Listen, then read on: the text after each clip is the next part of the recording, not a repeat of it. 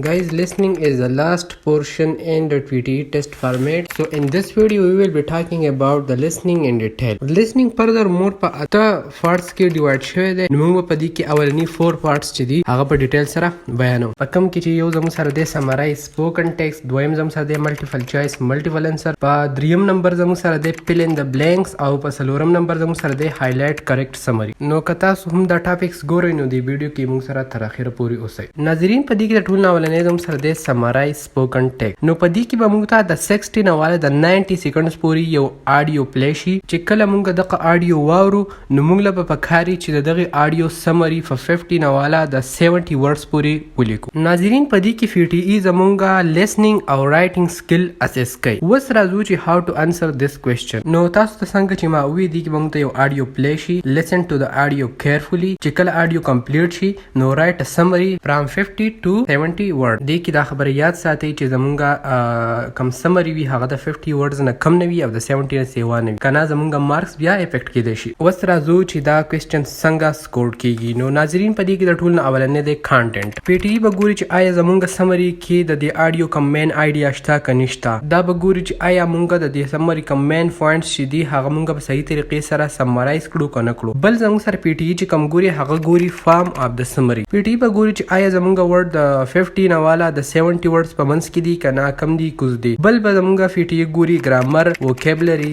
سپیلنګ. نو دې کې ډېر زیات خیال ساتئ څنګه چې ما تاسو ته وویل چې لیسننګ او رایټنګ سکل په کې زمونږه اساس کیږي. نو چې تاسو د فارم، ګرامر، ووکیبلري، سپیلنګ او کانټینټ د دې زیات خیال وساتئ. اوس په دې سمرایز سپوکن ټیکسټ کې د میکسیمم سکور کولو لپاره زموږ سره څه ټیپس اینڈ ټریکس دي. نو اول خو دا ده چې میک شور یو سمرایز د مین پوینټس چې زمونږ په سمری کې مین پوینټس وي.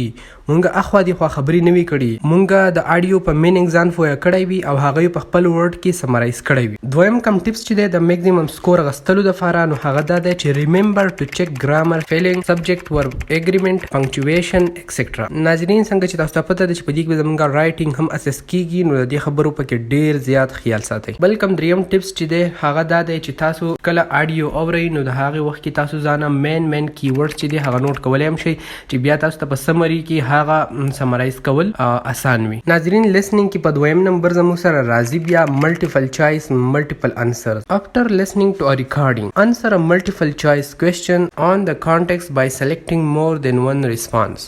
ناظرین په دې کې به هم مونږ ته یو ریکارډینګ پلی شي.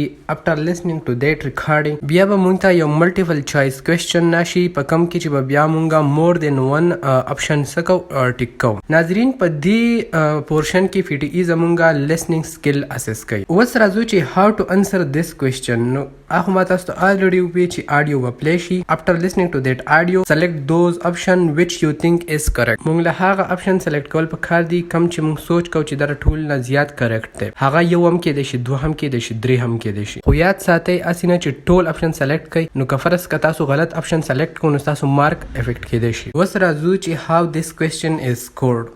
Now your response for this section is judged on the ability to analyze, interpret audio or video recording. ناظرین PTE با فدی کی زمونږه دا سکل ګوري چې آیا مونږه یو آډیو ویډیو لیکچر مونږه ځان پی پویولې شو کنه شو، آیا مونږه هغه ګین کولې شو کنه شو. څنګه چې ما تاسو ته مخکې هم وی چې په دې کې زمونږه صرف listening skill اساس کیږي. نو دې خبرې پکې زیات خیال ساتئ. اوس مونږه ګورو چې په دې سیکشن کې مونږ څومره میکسیمم سکور کولې شو. د هغې دپاره څه ټیپس اینڈ ټریکس دي.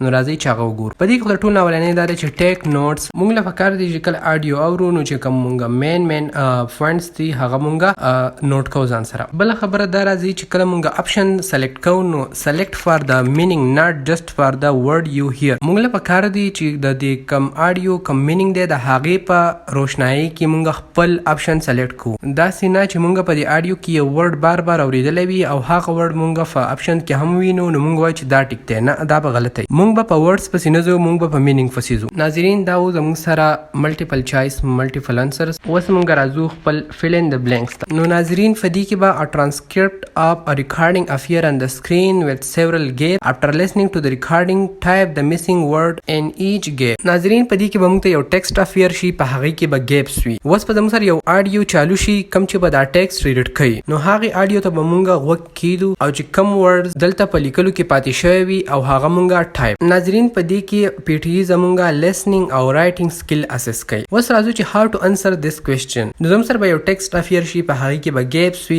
نو چې کله مونږه آډیو ته غوږ کیدو نو چې هغه ګیپس کې کم یو ټکی راتلو چې هغه مونږه واورو او هغه مونږه په هغه ګیپس کې ولیکو. اوس راځو چې هاو this question is scored. نو your response for filling the blanks is judged on your ability to listen for a missing word. پوری چې آیا کوم ورډ زمونږ په لیکلو کې مس شوی دی هغه مونږه په آډیو کې فک کو کنه کو. نو په دې بیس باندې پی ټی ای زمونږه لیسنینګ او رائټینګ جج کوي. اوس راځو چې د دې کوېسچن کې د میکزیمم سکور کولو لپاره زموږ سره څه ټیپس او ټریکس دي.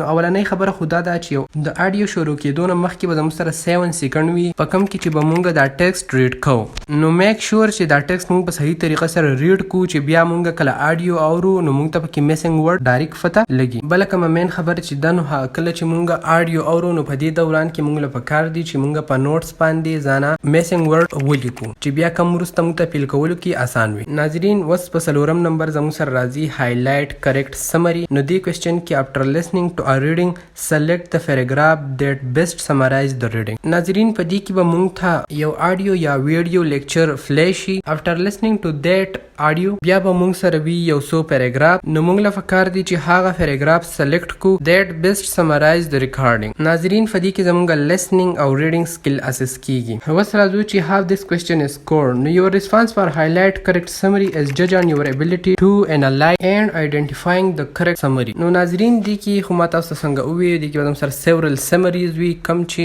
best summaries وي correct summaries وي هغه موږ له select کول پکار دي. بس دا و د listening اولنی څلور portions. کم next ورپسې 4 section چې دي هغه به مونږ پر روان ویډیو کې ډسکس کوو. امید ساتم چې تاسو confusion about these topics به کلیر شوی وي. که بیا هم تاسو ته confusion وي نو زمانه کمنټ سیکشن کې تاسو کولی شئ. I will try my level best to answer your questions. ناظرین بس نن د فاره دومره. نن زما طبیعت بیخي ټیک نه دی، ټمپریچر مې دی. نو بس نن د پاره دومره. او که تاسو دا چینل نوی سبسکرایب کړئ نو پلیز دا سبسکرایب کړئ او که دا ویډیو مې خوښه شوی وي نو دا ویډیو لایک کړئ. بس نن د پاره دومره. ملاویږو به نیکسټ ویډیو کې. تر هغه پورې الله حافظ.